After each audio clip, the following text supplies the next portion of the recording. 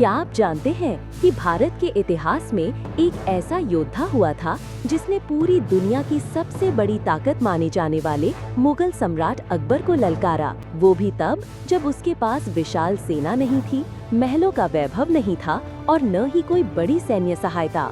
उसके पास सिर्फ एक चीज थी, स्वाभिमान। और क्या आपने उस घोड़े की कहानी सुनी है जो अपनी आखिरी सांस तक अपने राजा को बचाने के लिए दौड़ता रहा? इतिहास के पन्नों में दर्ज एक अनकही दास्तान है उस समय की, जब पूरा भारत अकबर के आगे झुक चुका था। पर एक नाम ऐसा था जिसने इनकार कर दिया, महाराणा प्रताप। सन 1556 में जब अकबर ने महज 13 वर्ष की उम्र में दिल्ली की गद्दी संभाली, तब किसी ने नहीं सोचा था कि ये एक दिन पूरे भारत पर राज करेगा।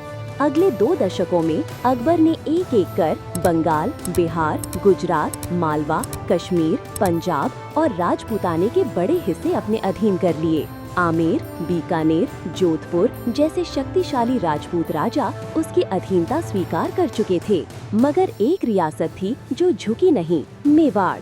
और उस रियासत में जन्मा था एक योद्धा, राणा प्रताप सिंह, जो आने वाले समय में भारत के सबसे बड़ी प्रतिशोध की मिसाल बनने वाला था। प्रताप का जन्म 9 मई 1540 को हुआ था।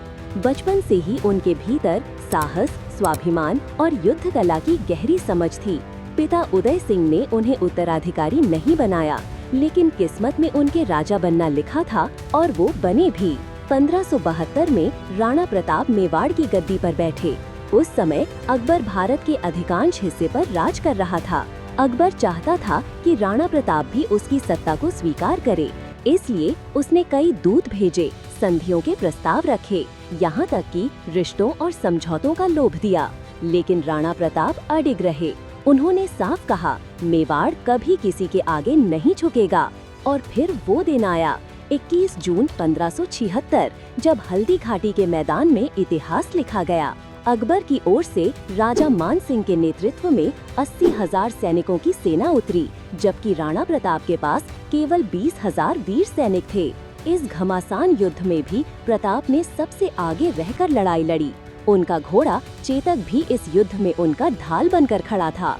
इतिहासकार बताते हैं कि उनका घोड़ा चेतक इतना समझदार और तेज था कि हवा को चीरता हुआ वो कहीं भी चला जाता और प्रताप के लगाम खींचने से पहले ही मुड़ जाता।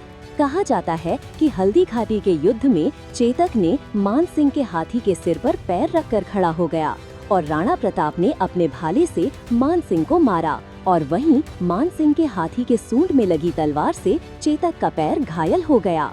तब महाराणा के पीछे अकबर की सेना पड़ गई और घायल चेतक ने अपने स्वामी के प्राणों की रक्षा के लिए पहाड़ी की ओर दौड़ पड़ा और उसके सामने एक 26 फीट की पहाड़ी आ गई।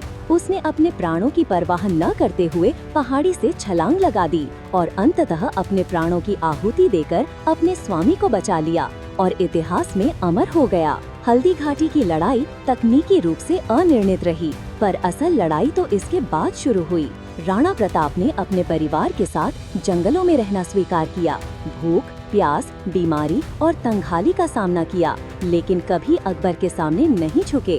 कहते हैं एक बार जब उनकी बेटी की थाली से जंगली बिल्ली रोटी छीन ले गई, तो राणा प्रताप की आंखों से आंसू बह निकले, पर सिर झुका नहीं। उन्होंने फिर से सेना तैयार की, दुर्ग जीते, युद्ध किए और धीरे धीरे मेवाड़ का बड़ा हिस्सा वापस हासिल किया। इधर अकबर बार बार उन्हें दबाने की कोशिश करता रहा, लेकिन कभी सफल नहीं हुआ। प्रताप ने मृत्यु तक मेवाड़ को मुगल शासन से मुक्त रखा। 19 जनवरी 1597 को जब राणा प्रताप ने अंतिम सांस ली, तब वो महलों में नहीं बल्कि साधारण जीवन में थे, लेकिन उनके हृदय में संतोष था। मैं मेवाड़ को आजाद रख पाया।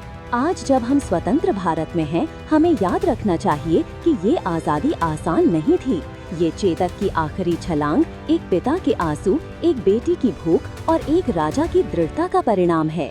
महाराणा प्रताप सिर्फ एक नाम नहीं, एक विचार है कि भले ही सारी दुनिया झुक जाए, लेकिन अगर आत्मसम्मान जिंदा है तो कोई भी ताकत आपको हरा नहीं सकती।